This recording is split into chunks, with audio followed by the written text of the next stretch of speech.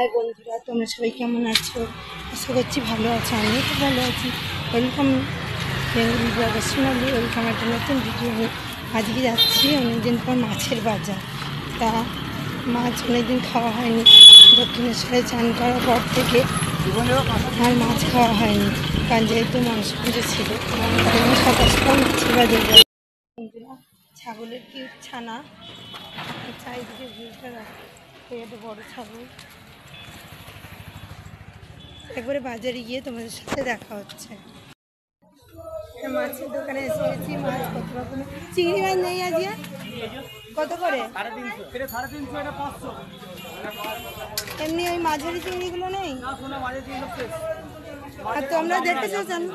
দেখেছো আমার ভিডিও? ওরা ভুলেই যাবে। কত রকমের মাছ।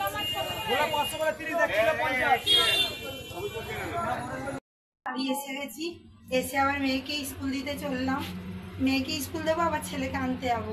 এনে তবে তোমাদের দেখাবো কি কি মাছ আমি এনেছি। চলো এবার স্কুলে। বাজারে গেছিলাম যে সকালবেলা মাছের বাজার। কি কি মাছ এনেছি এক ঝাঁকে তোমাদের দেখিয়ে দিই। এটা দেখো কমপ্লিট মাছ এনেছি। আর এখানে পার্শে মাছ, সবই টাটকা টাটকা ভালো মাছ। আর আমি আড়তেই মাছ আনি, আড়তে মাছ খুব ভালো। এটা পার্শে মাছ। এটা ইলিশ মাছ এনেছি 1 কেজির মতো। আর এখানে আছে লোটে মাছ আর চিংড়ি মাছ এনেছি।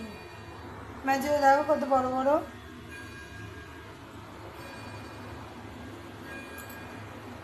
তারপরে অনেকদিন আমাদের মাছ খাওয়া হয়নি, তো অনেকদিন পরই গেলাম মাছ আনতে। মাছ এনে ভ্যারাইটিস রকমের মাছ নিয়ে এলাম। এবার চলো ঝটপট ভেজে নেবো আমি। এখানে আমি তেল গরম চাপিয়ে দিয়েছি। প্রথমে ভাজবো আমি পার্শে মাছ। আর ইলিশ মাছটা কিছুটা আমি ভাপা করে রাখবো, আর কিছুটা এমনি ঝোলের জন্য ভেজে রাখবো। আর পার্শে মাছগুলো দেখো কি সুন্দর। পার্শে মাছগুলো আমি নুন হলুদ মাখিয়ে নেবো। তা চলো গোটা ভিডিওটা স্কিপ না করে দেখতে থাকো, আশা করছি ভালো লাগবে। মাছের মধ্যে আমি নুন হলুদ সব দিয়ে দেবো। দেখো বন্ধুরা, তেল আমার গরম হয়ে গেছে। আর এনে পার্শে মাছটা আমি ভালো করে নুন হলুদ সব মাখিয়ে নেবো। সব কটা মাছই নুন হলুদ মাখাতে হবে। তা আমি একেবারে সব কটা মাছই নুন হলুদ নিয়ে নিয়েছি। তাহলে কী হয় বলো তো, আগে থেকে মেখে রাখলে নুন হলুদটা ভালো মতন ঢুকবে। আর লোটে মাছে নুন দিই না, এমনি জল বেরোবে, ওই জন্য নুনটা দিইনি, হলুদটাই দিয়েছি। আর পমফ্রেট মাছেও নুন হলুদ সব দিয়ে নিয়েছি। পমফ্রেট মাছও পেলাম, নিয়ে চলে এলাম। এবার পার্শে মাছগুলো আগে আমি ভেজে নেব। সব একটা একে পার্শে মাছগুলো দিয়ে দেবো।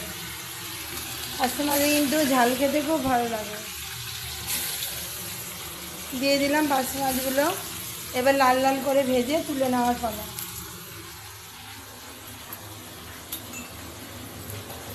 হাতটা ভালো করে ধুয়ে নিই। হয়ে গেল।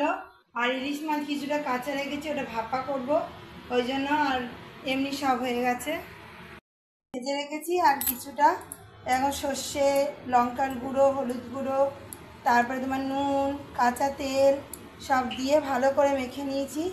আর কিছুটা কাঁচা লঙ্কা কুচিয়েও নিয়েছি, দিয়ে এইটা ভাপা হবে।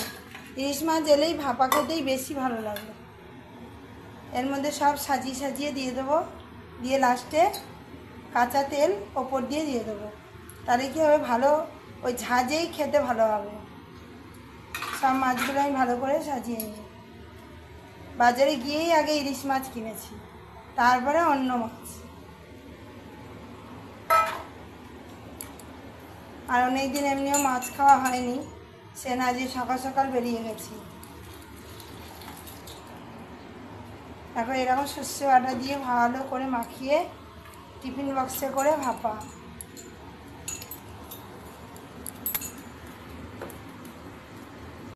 এটা সাজানো গুছানো হয়ে গেছে। কড়াইতেও আমি জল বসিয়ে দিয়েছি। এবার আমি এটা ঢাকা দিয়ে কাঁচা তেল আর কাঁচা লঙ্কা দিয়ে দিয়েছি। এবার এটা ভালো করে আটকিয়ে আমি এর মধ্যে চাপিয়ে দেবো। জলটা খুব গরম হয়ে গেছে, অনেকক্ষণ ধরে ফুটছিল। এর মধ্যে ভালো করে চাপিয়ে দিলে ফুটে উঠবে। ফুটে উঠে ভালো করে এটা তৈরি হয়ে যাবে।